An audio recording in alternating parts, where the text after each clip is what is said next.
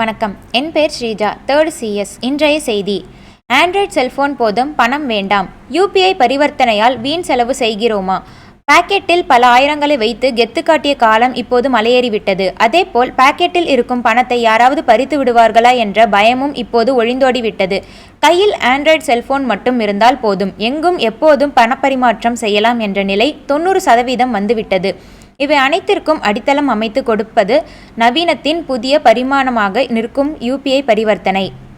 இந்தியாவில் கடந்த 2016ஆம் ஆண்டு UPI எனப்படும் ஒருங்கிணைந்த பரிவர்த்தனை தரவு முறை இந்திய தேசிய பேமெண்ட் கார்ப்பரேஷன் நிறுவனம் மூலம் அறிமுகப்படுத்தப்பட்டது. UPI மூலம் எந்த வங்கி கணக்கிற்கும் மூலம் நாம் பணம் அனுப்ப மொபைல் முடியும். இதற்கு வங்கி கணக்கு போன்ற விபரங்கள் தேவையில்லை. UPI பரிவர்த்தனை அறிமுகப்பட்ட 2016ஆம் ஆண்டின் நவம்பர் 8ஆம் தேதி இரவில் 500 மற்றும் 1000 ரூபாய்கள் இனி செல்லாது என்ற அறிவிப்பை பிரதமர் வெளியிட்டார். இந்த அறிவிப்பை தொடர்ந்து டெபிட் கார்டு, கிரெடிட் கார்டு மூலம் பரிவர்த்தனை செய்வது அதிகரித்தது. அதேபோல் UPI மூலம் மேற்கொள்ளப்படும் பரிவர்த்தனையும் கணிசமாக அதிகரித்தது. 2016ஆம் ஆண்டின் அக்டோபர் முதல் நவம்பர் வரையிலான காலத்தில் முதன்முறையாக ஒரே மாதத்தில் 100 கோடி ரூபாய் அளவை கடந்து UPI மூலம் பரிவர்த்தனை மேற்கொள்ளப்பட்டது. UPI மூலம் மேற்கொள்ளப்படும் பரிவர்த்தனை அதிகரித்தாலும் அனைத்து இடங்களிலும் UPI சென்று சேராத நிலையே அப்போது நிலவியது. 2016ஆம் ஆண்டின் இறுதியில் UPI பரிவர்த்தனைகளை மேற்கொள்வதற்காக பீம் செயலியை அறிமுகப்படுத்தி தேசிய பிரதமர் நரேந்திர மோடி தற்போது நோட்டுகளிலும் சில்லறைகளிலும் வியாபாரங்கள் நடக்கின்றன, பீம் செயலி மூலம் வர்த்தகம் நடைபெறும் காலம் வெகு தொலைவில் இல்லை என்று பேசியிருந்தார். இதன் பிறகு 2017ஆம் ஆண்டின் ஜனவரி மாதம் முதன்முறையாக 1000 கோடி ரூபாய் அளவிலான பரிவர்த்தனைகள் UPI மூலம் மேற்கொள்ளப்பட்டன. அதே ஆண்டின் டிசம்பர் மாதத்தில் இந்த அளவு 10,000 கோடியை தாண்டியது. 2018ஆம் ஆண்டு டிசம்பர் மாதத்தில் 1 லட்சம் கோடியையும் 2022ஆம் ஆண்டு மே மாதம் 710 லட்சம் கோடியையும் தாண்டியது. தற்போது பெருநகரங்கள் முதல் குக்கிராமம் வரை UPI மூலம் பணப்பரிவர்த்தனை மேற்கொள்ளப்படுகின்றன. நடப்பாண்டில் கடந்த ஆகஸ்ட் மாதத்தில் 100 கோடி முறைக்கு மேல் UPI மூலம் பரிவர்த்தனை செய்யப்பட்டுள்ளது. இதில் 715 லட்சம் கோடி அளவுக்கு பரிவர்த்தனை மேற்கொள்ளப்பட்டது. பண்டிகை காலம் வரவுள்ளதால் இந்த எண்ணிக்கை மேலும் அதிகரிக்கக்கூடும்.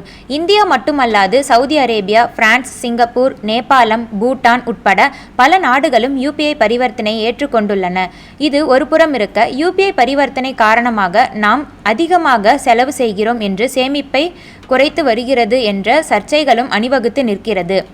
இது குறித்து பொருளாதார வல்லுநர்கள் கூறியதாவது: UPI என்பது நிச்சயம் நல்ல முன்னெடுப்புதான். தற்போது சாலையோர கடைகள் முதல் பெரிய பெரிய மால்கள் வரையில் எங்கும் UPI மூலம் நாம் பண பரிவர்த்தனைகளை மேற்கொள்ள முடியும். அதே நேரத்தில் UPI பரிவர்த்தனைகளை நாம் அதிகம் சார்ந்து இருக்கிறோமா? UPI காரணமாக நேரடியாக பணத்தை கொடுத்து பரிவர்த்தனை செய்வதை தவிர்க்கிறோமா? UPI காரணமாக வீண் செலவு செய்கிறோமா என்ற சர்ச்சைகளும் கேள்விகளும் எழுந்துள்ளதும் உண்மைதான். ஆனால் UPI-யால் பலன் அதிகம் என்பதே உண்மை. தற்போது அனைத்து இடங்களிலும் UPI பரவலாக வந்துவிட்டது. அனைத்தும் தரப்பினரும் அதன் மூலம் பரிவர்த்தனை செய்ய தொடங்கிவிட்டனர். பர்சில் பணத்தை வைத்துக்கொண்டு யாராவது திருடி விடுவார்களா என்று பயப்பட வேண்டிய தேவையில்லை. ஒரு சில இடங்களில் அதற்கான சாத்தியம் இல்லாததை வைத்து UPI-யை குறை சொல்ல முடியாது. அதேபோல் UPI காரணம் காட்டி பணத்தை வைத்துக் கொள்வதில்லை என்று கூறுவதும் சரியானது அல்ல. நாம் பயணம் செல்லும்போது ஒரு சில இடங்களில் UPI பரிவர்த்தனை செய்ய முடியாமல் போகலாம். எனவே சிறு அளவில் பணத்தை வைத்துக் கொள்வது எப்போதுமே அவசியம். மேலும் தற்போது UPI மூலம் ATM மையத்தில் ஸ்கேன் செய்து பணம் எடுக்கும் வசதியும் அறிமுகப்படுத்தப்பட்டுள்ளது. எனவே வருங்காலங்களில் டெபிட் கார்டு பயன்பாடு குறைந்துவிடும். இதனால் UPI, கிரெடிட் கார்டு போன்றவற்றை பெருமளவில் பயன்படுத்தப்படும் நிலையும் கண்டிப்பாக உருவாகும். இவ்வாறு பொருளாதார வல்லுநர்கள் கூறினர். நன்றி.